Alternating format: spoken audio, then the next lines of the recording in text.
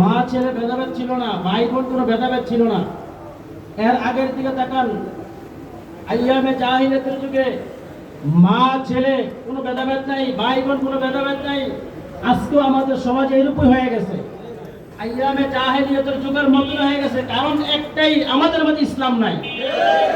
আমরা লেবাসদারি মুসলমান, আমাদের মাঝে ইসলামকে আমরা মুসলমান, নামকে হচ্ছে মুসলমান, কিন্তু কাজে আমরা মুসলমান নাই।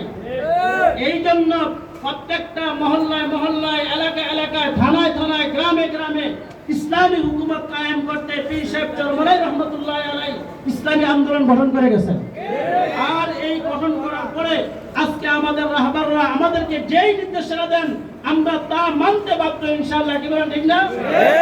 আগের যুগে দেখা যায় নবী মুহাম্মদের জমানায় হক ইসলাম যখন, বাতিল যখন লড়াচড়া দিয়ে উঠছে, আল্লাহ রাব্বুল আলামিন ওই জমানায় নবী মুহাম্মদ রাসূলুল্লাহকে হকের পক্ষে ঝান্ডাবাহী হিসাবে দুনিয়ার মধ্যে প্রেরণ করেছেন। এক করে এক একজনের পর এক একজন আজকে যখন দুনিয়ার মধ্যে খারাপ ছায়ালাভ হয়ে গেছে, জিনা ব্যভিচারের ছায়ালাভ হয়ে গেছে, আজকে হকের ঝান্ডাবাহী হিসাবে আমাদের আমির এবং নায়েবে আমির, আমাদের শায়েখদেরকে রব্বুল আলামিন সত্যের ঝান্ডাবাহী হিসেবে আমাদের নিকট প্রেরণ করেছেন। এজন্য ভাই, আমরা যে যেই পর্যায়ে আছি, যে যেই পর্যায়ের নেতা, আমরা ইনশাআল্লাহ আমাদের শায়েখগণের কথা মতো চলবো এবং আমাদেরকে যখন যেটা নির্দেশনা করেন আমরা ওই নির্দেশন মতো আমরা পালন করবো। আল্লাহ হাফেজ। ইসলামী আন্দোলন বাংলাদেশ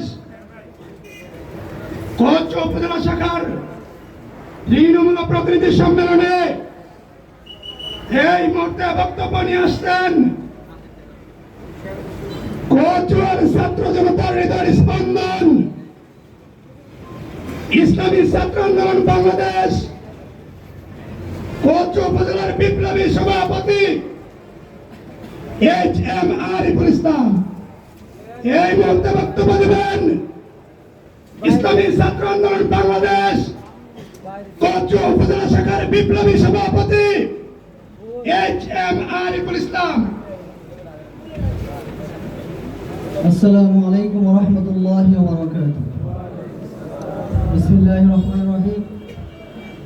সুখী সমৃদ্ধশীল রাষ্ট্র প্রতিষ্ঠার প্রত্যয়ে ইসলামী আন্দোলন বাংলাদেশ কচ্ছ উপজেলা শাখার কর্তৃক আয়োজিত আজকের তৃণমূল সম্মেলনে প্রধান অতিথি ইসলামী ছাত্র আন্দোলন বাংলাদেশের সাবেক কেন্দ্রীয় সভাপতি মাওলানা নুরুল করিম আকরাম সাহেব, আজকের এই সম্মেলনের বিশেষ অতিথিবৃন্দ, আমার সামনে উপস্থিত বিভিন্ন ইউনিয়ন, ওয়ার্ড এবং গ্রাম থেকে আগত সকল আমার প্রাণপ্রিয় ভাইয়েরা, সকলকে ইসলামী ছাত্র আন্দোলন বাংলাদেশ কচ্ছ উপজেলা শাখার পক্ষ থেকে আন্তরিক শুভেচ্ছা অভিনন্দন। প্রিয় উপস্থিতির সময় একদমই সংক্ষিপ্ত। আসলে 1971 সালে আমার ভাইয়েরা যেই জন্য রক্ত দিয়েছিল, জীবন দিয়েছিল, এই দেশকে স্বাধীন করেছিল, আসলে কি আমরা স্বাধীনতা পেয়েছি? আমার ভাইয়েরা রক্ত দিয়েছিল যেন মানুষ তাদের অধিকার ফিরে পায়, আমরা কি অধিকার পেয়েছি? আমার ভাইয়েরা রক্ত দিয়েছিল এদেশের মানুষ যেন শান্তিপূর্ণভাবে বসবাস করতে পারে, আমরা কি তা পারতেছি? কারণ হলো স্বাধীনতার পর থেকে যারাই সরকার গঠন করেছেন তাদের নীতি কোরআনের নীতি নয়, ঠিক কি না?